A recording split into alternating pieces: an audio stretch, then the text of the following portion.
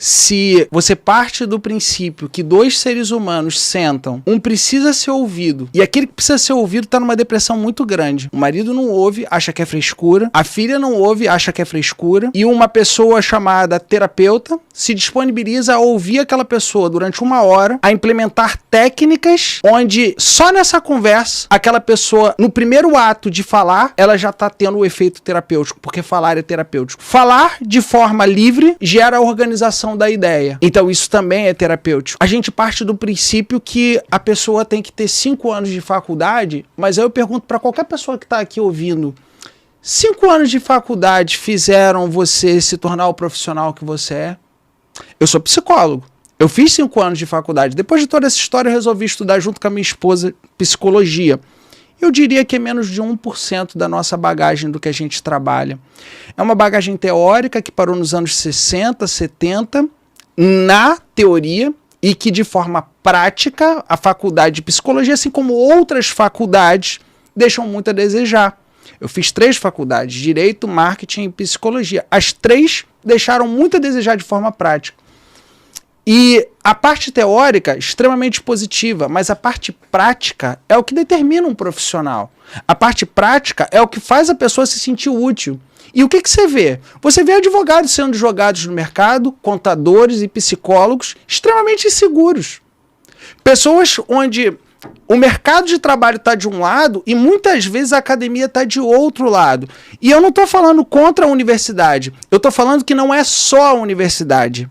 Então, quando a gente parte do princípio, né, que uma pessoa precisa estar muito bem resolvida para poder ajudar outra pessoa, a gente está esquecendo da questão humana, que é como a terapia se desenvolve.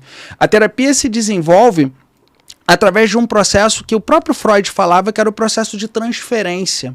Então, numa conversa onde você tem empatia pela pessoa e a pessoa consegue olhar para você e transferir para você os seus sentimentos, as suas emoções e as suas questões, automaticamente ela está saindo do problema interno que ela está vivendo com o marido, ou com a perda de um ente querido, ou uma questão profissional, e ela está vendo sobre uma nova perspectiva a mesma questão.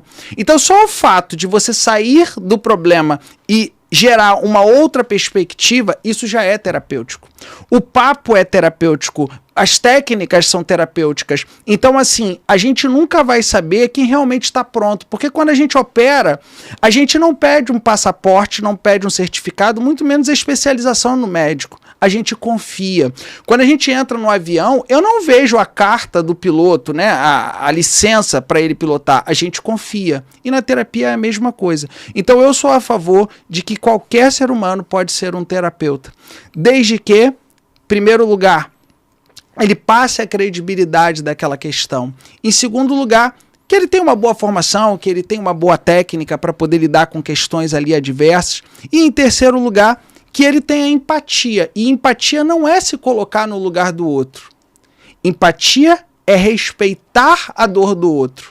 A gente tem esse conceito, né? A empatia é se colocar no lugar do outro. Não é impossível.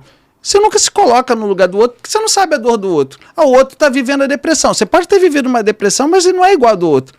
O outro está vivendo uma separação. Você pode ter vivido uma separação, mas não é igual à separação do outro. Agora, a empatia é o respeito pela dor do outro. O respeito da decisão do outro. O terapeuta, ele não faz mágica, ele não tem pó de pirlim-pim-pim. Eu sempre falo que o nosso objetivo como terapeuta é mostrar um mapa e entregar uma lupa na mão do cliente. Ele toma a decisão.